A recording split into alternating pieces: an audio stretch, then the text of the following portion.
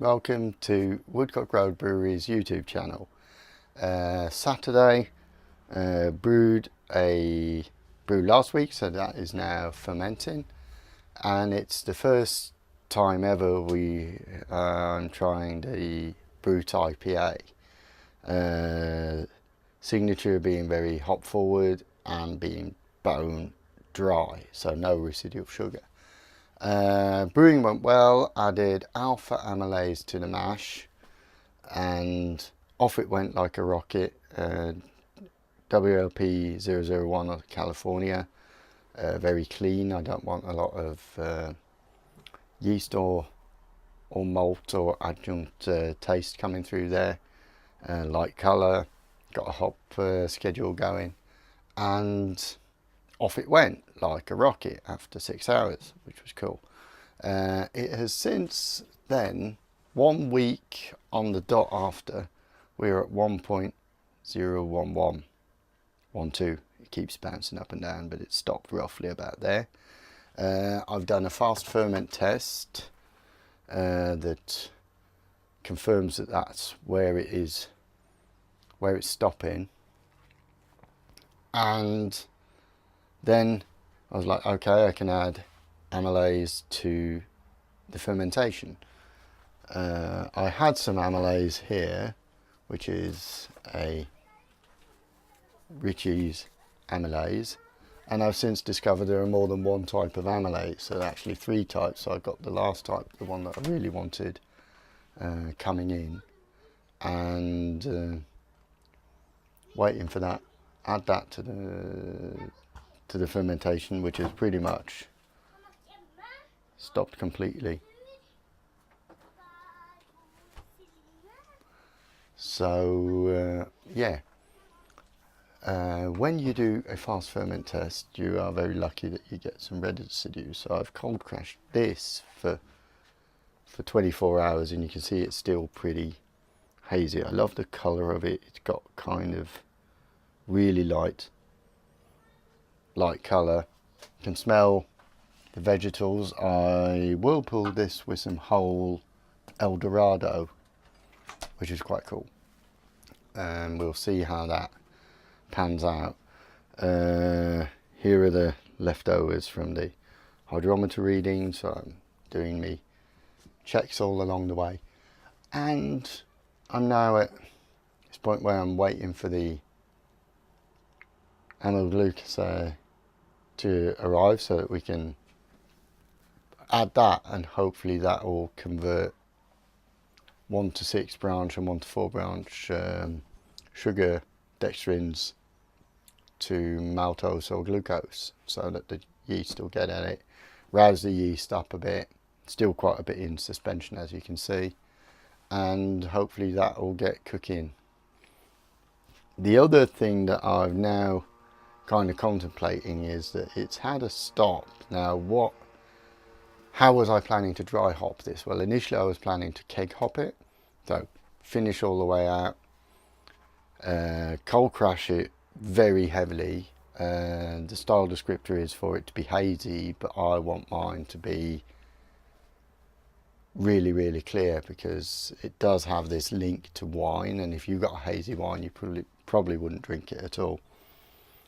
So crystal clear, had Clarex in it, and there may be this possibility that the Clarex is working as a inhibitor for the amylase. Lesson learned, I suppose, that we'll have to turn that part of the process around a bit so that it runs clear till it's dropped out more or less, and we'll have to do our findings in other ways, as of purely through Wilflock and filtering, which may end up being the process we land on. But that's part of the thing that I really love about this brewing, is that you're process learning along the way, so lots of notes going on. And last video I made was on hop creep, which is real, and I'm now really considering to do a dose of dry hopping, 50 grams or so, in here now, and still keg hop it with what I originally thought. So it'd be double dry hopped, which is IPA world, and would perhaps give it that extra lift of stuff. So I'm really considering doing that now and putting that in, letting it run. And when I want to put the amylase in, I would regardless want to purge the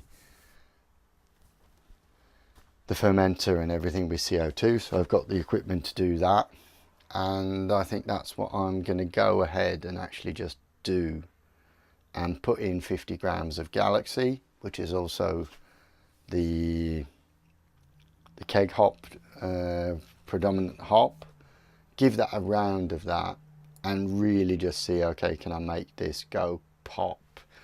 And put in 10 grams of cryo from Citra just to give it that extra boost. Do that now. Lots of hop oils, really let them go to town, and see if this brings this beer down, and then just adjust down the amylase when I add that. Take the hops out, get the amylase in, and let it just final out. When that's done, transfer to keg, dry hop it there, and then transfer from keg to another keg and filter. So that's the process and the plan, and it's going to be nerve-wracking to watch this all go, and I'll just get cooking with that right now.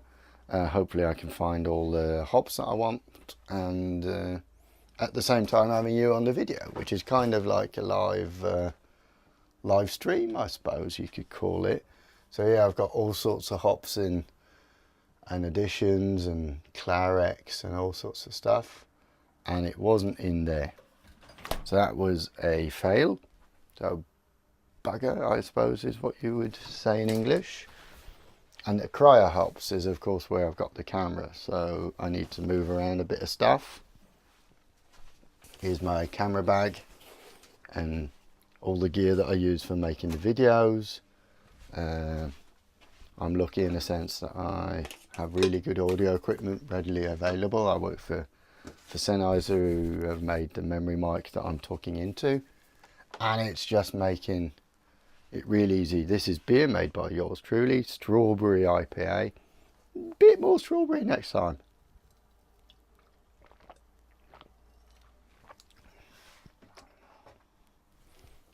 And let's see how we get on with this. Now we have to move the cam around a bit, which is always a bit interesting. That was slippery. I've got a little shelf here as well. Just move some gear around. And I'm back, and I'm not in the way. And you may just get to see what's going on. So, there's some El Dorado, Mosaic Cryo, Citra Cryo. Good stuff. With Mosaic. So I ain't got any Galaxy in there, but I want my Mosaic, and I whole cone El Dorado, Citra Cryo, first one. Then into, that's one of the things with brewing, you get to muck around with a lot of storage. I have got serious amounts of hops all over the place. Simcoe Cryo, Willamette. God, we've got a lot of Centennial. Here's some Citra whole hops. More Citra whole hops. That's from the 2016 crop, so that's actually getting old. So it's not. And you have to remember where you put everything, which is kind of one of the disasters of all this. Columbus, Medusa, which is going in later. AU, Galaxy, pellet ops, magic. Now, the next step is to locate a weight and a hop tube, which are always cleaned properly and as I'm poking around stuff, other stuff is moving around, and this is getting really messy, I suppose you could call it. There's my weight, so I got that. And what you just do,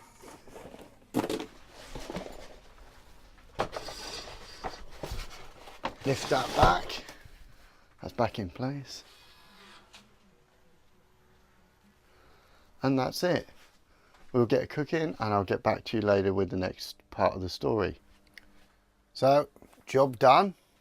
Added 50 grams of Galaxy and 10 grams of Citra Cryo Hop. And right now it's all very stable and the same, so we'll see over the next few days. And that's one of the things I will say is the brewer's scourge, if you will, is patience. We want to see the results straight away. We're not always very good at waiting for them, and it's difficult and hard, and I suppose that's just part of the game. I'm really looking forward to see where this goes and if it actually can hop creep down to, I mean, enough to get it started. I had to put a string in so that I could potentially fish it out, and hopefully that will get the job done. I really hope so. If not, the correct amylase is on its way in, so I think give that 72 hours, that dry hop, that'll leave its flavours and aromas, and I'll follow through with the rest. I'll update the recipe that I've got on Brewfather and get that in place so I know, okay, if this is really, really stunning, then yeah, let's make this one again. And that it is extremely hop forward, it is fine. Double dry hopped Brut IPA sounds pretty awesome. So had a massive Whirlpool edition. It was almost 190 grams of hops, where 150 of them were whole hop cones, so I mean that's like 75 of pellets, which ain't that bad. It's not a New England IPA, but you want it really hop forward, so these are the things. I think I'll have to go through 2 or 3 rounds of this to get the process down 100%, and also try various different stuff to get it working. Kids in the background never really ceases to amaze me. See you later, and